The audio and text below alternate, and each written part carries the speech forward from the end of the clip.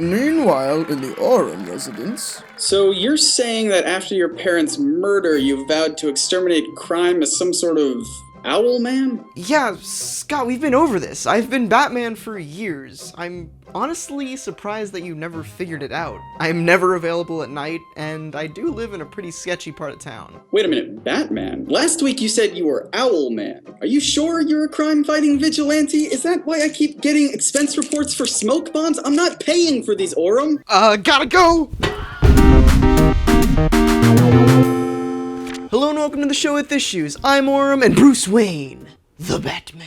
He's been around for decades, and because of DC's tendency to reboot and retcon every other day, his origin has been told and retold so many times. Because of this, it has been morphed and changed in little ways over the years, and I'm here today to try and spell out the differences between the versions of Batman's origins. To start off, we should probably narrow down how many times the Bat's origin has been retold, regardless of how many times it's simply been mentioned at the beginning of a new run or something similar to that. Batman as a character has essentially been rebooted 4 times. During the Golden Age on Earth 2, during the Silver Age on Earth 1, after Crisis on Infinite Earths on New Earth, and after Flashpoint on Prime Earth. That last one is the New 52 and the most recent telling of the origin for those unaware. I could go on and on about how each one of those eras / universes came to be, but that's pretty much a whole other video, so all you need to know is that there have been 4 versions of Bruce Wayne's Batman over the years. So with that out of the way, what does Batman's origin boil down to, essentially?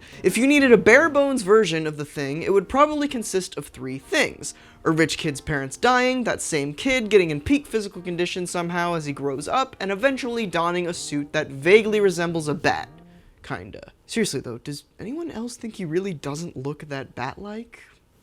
Anyway, let's start by focusing on the first third of the origin, the murder of the Wayne parents. Starting with the Golden Age way back in 1939, Detective Comics number 33 detailed a very quick version of that famous Wayne murder. In fact, it happens on the very first page of the comic. An unknown street thug found the Waynes walking home from a movie, and he was immediately interested in Mrs. Wayne's necklace. Fun fact, Bruce's mother wasn't actually named in this issue, but Thomas, his father, was. It wasn't until 1948's Batman number 47 that Mrs. Wayne was given the name Martha, and it's been that way ever since. Anyway, Mr. Wayne told the thief to stand down and leave Martha alone, but this didn't go over well. Thomas was shot and killed right on the spot, causing Martha to call out for the police. The mugger didn't like this either, so he shot her as well, and honestly, there wasn't much tension in this version of the origin. Bruce's parents were shot and killed in as quickly as 2 panels. Anyway, a few days later, Bruce swore by the spirit of his parents that he would avenge their deaths by spending the rest of his life waging a war on crime. This isn't the whole story, though. The entire Golden Age origin was retold and expanded upon in the aforementioned Batman number 47. Along with the mugger who shot and killed the Waynes being named Joe Chill, it was also revealed that Martha wasn't actually shot. No, she didn't come back as a masked supervillain threatening to kill Batman in some kind of tragic irony, but it was instead shown that Martha died of shock after seeing her beloved husband shot in front of her. In that same issue, Batman tracked down Chill and threatened him, somehow causing his death, thus closing the case on Thomas and Martha Wayne's deaths, at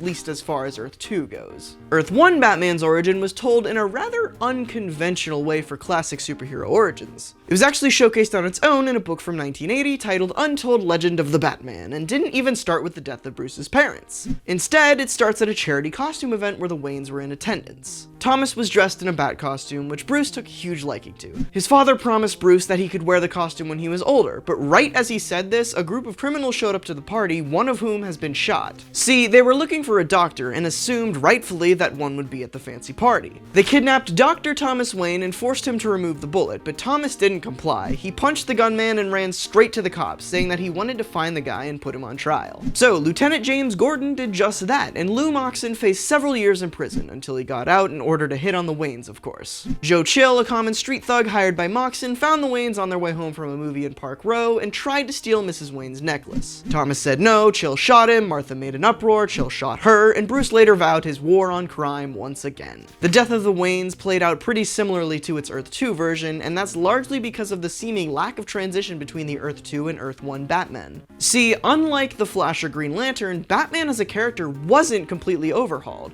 The Flash went from Jay Garrick to Barry Allen, Green Lantern went from Alan Scott to Hal Jordan, but Batman went from Bruce Wayne to Bruce Wayne. Now, of course, there wasn't any crisis to cause the split between the Golden and Silver Ages, but it was made very clear later on that the two ages took place on different Earths. In fact, the goings-on of Earth 2's Bruce after the transition to Earth 1 were told in 1977's DC Superstars number 17. After marrying Selina Kyle, Catwoman, Bruce decided to retire from vigilante justice because he didn't want his daughter to be orphaned. That's right, Bruce and Selina had a child, Helena Wayne, who would later go on to be known as Earth 2's Huntress. Bruce couldn't completely give up crime fighting though, so he ran for the position of police commissioner of Gotham and won. Bruce would, however, return to Batmaning once more after learning that he was dying of cancer. Sadly, Bruce was killed in this last hurrah by Bill Jensen, who had just gained mystical powers. Long story. Anyway, this once and for all cleared up the confusion between the Golden and Silver Age versions of Batman. So after all of that, in 1985, a crisis struck up. The mega event Crisis on Infinite Earths happened, where DC's multiverse was essentially destroyed and rebooted into one single continuity, which was later retconned to be a multiverse, or super time, or something. The point is, this paved the way for a new Batman, and with him, a new set of parents for someone to kill. So, how did it happen post-Crisis? It's actually pretty simple in this case. The Waynes were walking home from seeing the Mark of Zorro, where a mugger named Joe Chill stopped them and shot both Thomas and Martha, sending Bruce into a spiral where he vowed his war on crime once again. This is where the stereotypical Batman origin started and stemmed from. In fact, the whole thing was summed up in one page with little to no dialogue during the Year 1 storyline in Batman issue 404. And that's really all there is to know about the post-Crisis death of the Waynes. But before we move on to the New 52, let's talk about another staple of Batman's origin, the person who took him in as their adopted child after the death of his parents. So all of you probably know that Alfred Pennyworth, the Wayne family butler, took the boy in, but this wasn't always the case. In the Golden and Silver Ages, Bruce didn't actually meet Alfred until well into his career as Batman. No, in fact, Bruce was taken in by his uncle Philip and was raised by him instead of Alfred, but this all changed post-Crisis. Alfred became Bruce's guardian this time, and that seems to be what every adaptation of the origin sense pulls from. Also, apparently in the Silver Age, Uncle Philip left Bruce to Mrs. Chilton, his housekeeper, who was apparently the mother of Joe Chill, the man who killed Bruce's parents.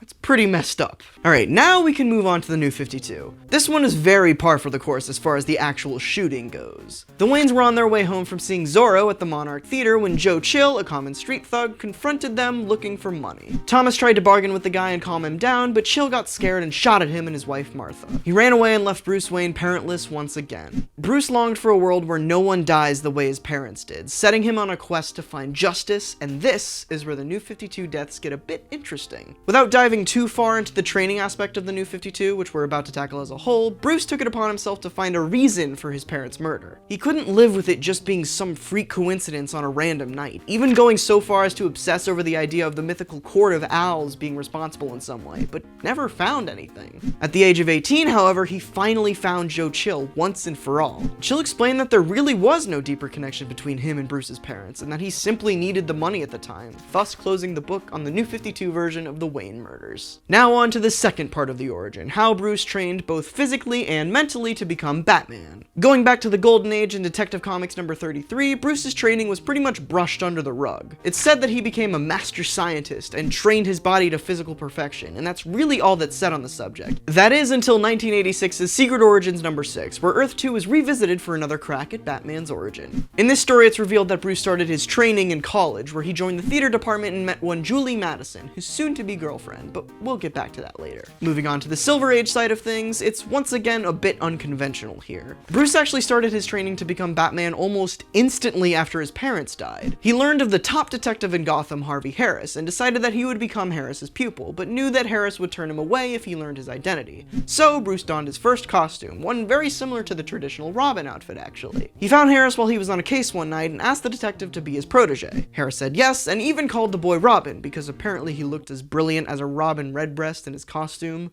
Or something. Anyway, Harvey trained Bruce in fighting and detective skills for years until Bruce turned 18. He was in peak physical condition, but he wanted to expand his mind by studying at university. So Bruce left for college, majoring in criminology and minoring in psychology, but this isn't where he learned his greatest lesson, as Bruce put it. It was in his law class, where he learned the distinction between justice and the law. With this knowledge in hand, Earth 1's Bruce Wayne had finished his training and was ready to become the Batman. Moving on to the post-crisis side of training, things once again got a bit interesting. Bruce left Gotham at the young age of 14 and began studying forensics and martial arts at college, but failed. Bruce later turned to the FBI as a means to carry out his vow, but decided that to attain his form of justice, he would need to operate outside of the system. He then started his journey around the world, from North Korea to France. Bruce perfected his skills over the course of many years, and when he returned to Gotham, he was in peak condition to start his campaign of vigilante justice. In fact, keeping in line with how the post-crisis origin of Batman is really what other adaptations pull from, the Christopher Nolan movies were heavily inspired by this origin. In Batman Begins, Bruce is shown traveling the world intending to learn new skills and abilities when he stumbles upon the League of Shadows and is trained by Ra's al Ghul. To finish the loop though, similarly to the Nolanverse training sequence is the New 52 training sequence. After the death of his parents and learning Joe Chill's lack of motive, Bruce decided to travel the world to train himself to take on crime. He learned extreme stunt driving in Rio, mechanical skills in Russia, endurance and intimidation tactics in Norway, and even picked up various martial arts techniques and sword fighting skills along the way. Bruce did this for 3 years, but eventually returned to Gotham, ready to fight the Red Hood gang and protect his city, but we'll get back to that. Another cool tidbit about Bruce's training regimen as Batman can be found in the 2014 anniversary book, The Batman Files. There's actually an entire page inside detailing one of Bruce's weekly workout routines. Seems like he does a lot of cardio in the morning and strength or skill training in the afternoon. I guess he doesn't do anything at night because, you know,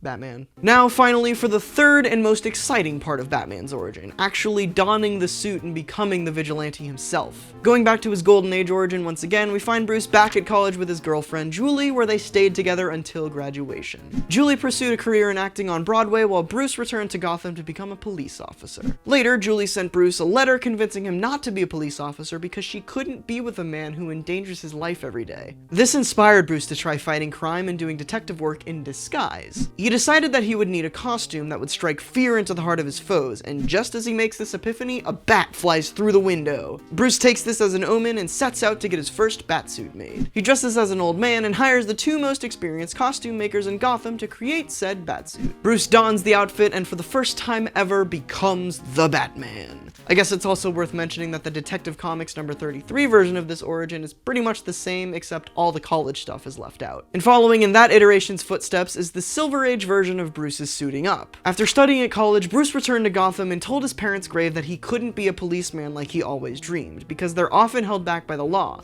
So Bruce decided that he would have to become someone else. Something else. The Arrow. Wait, no, that's not right. But Bruce did decide to become a symbol with a costume, and just like the Earth 2 version, right as he said this, a bat flew through the window, inspiring Bruce to become the Batman once more. The post-crisis is where things get a little more interesting with how Bruce decided to don the suit and become Batman. Returning to Gotham 18 years after his parents' murder, Bruce starts his war on crime by posing as a drifter. That's right, in this case, Bruce started vigilanteing without a batsuit. Anyway, he goes after an underage prostitute's pimp and ends up getting into a fight with the guy. It escalates, and Holly, the underage girl, stabs Bruce in the leg, causing him to lash out and kick Holly to the ground. Selena Kyle, who was in a nearby window watching all this, jumps at Bruce and starts to fight him for hurting Holly as the cops arrive to arrest them all. Bruce blacks out and wakes up in handcuffs. He breaks out of them and steers the officer right into traffic, wrecking the car and setting Bruce free. He was bleeding out by the time he got back to his father's study at Wayne Manor, however, and was faced with a decision. He could ring a bell and have Alfred patch him up, but only once he knew what he would become. Bruce flashed back to his parents' death, and right as he did that, say it with me class, a bat crashed through the window, inspiring Bruce to become the Batman. This was also where the inclusion of Bruce being scared of bats himself was included in the origin, another staple in the adaptations of today's media. There's also 2010's The Return of Bruce Wayne, a book written after Final Crisis, which detailed the adventures of a time-traveling amnesiac Bruce and introduced the idea of the Batman being a self-fulfilling prophecy started by Bruce during this whole debacle throughout time. Although it is written by Grant Morrison, and frankly, I don't even fully understand it, so take that story with a grain of salt and interpret it however you want. Jumping back in the New 52 universe, with Bruce's reason for becoming Batman being a little different, but the same time slightly similar to the post-crisis origin. After 3 years of training, Bruce returned to Gotham fully ready to strike up his war on crime, starting with the famous Red Hood gang. He assaulted them with everything he had, using very intricate face masks as disguises, but it wasn't enough, constantly being bested by Red Hood 1 and his lackeys. One night, Bruce decided to meet with his uncle Philip, who had recently discovered that Bruce was back in town and not, in fact, dead. Philip was laying a trap for Bruce, however, and outed his revival to the media, causing the Red Hood gang to immediately strike and attempt to kill kill Bruce on his way home. The gang blew Bruce's house to shreds, with him still inside, but he miraculously survived, crawling his way back to a nearby Wayne Manor. The next day, Bruce found himself patched up by Alfred, and he soon made his way to his father's study, where everything culminated once and for all. Bruce began crying out for a sign of what he needed to do to truly carry out his mission, and accidentally activated his father's witch's eye device, causing a 3D map of the cave below the manor to illuminate the room. He turned to the window in awe of the holographic bats flying through his body, with one real live bat in the mix, and made the decision that he would become a bat. And all of that is how Bruce Wayne became Batman, in 4 different major iterations of the character over 75 years of history, with a bunch of changes between them, but still. Speaking of which, I am 99% sure that I missed some information in one of the retellings or reboots here, so let me know in the comments if I did. Oh, and while you're down there, let me know which one of these origins you like the most. I think my favorite is the Silver Age one. It's just so weird and unnecessarily complicated. I mean, Thomas was the first Batman, and Bruce was the first Robin. Come on! Anyway, before you head out, make sure to subscribe so you don't miss out on anything that I upload every Friday and every other Wednesday. And of course, thank you so much for watching. Next time, I'm Batman.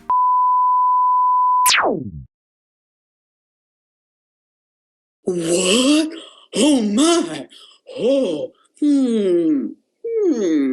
oh.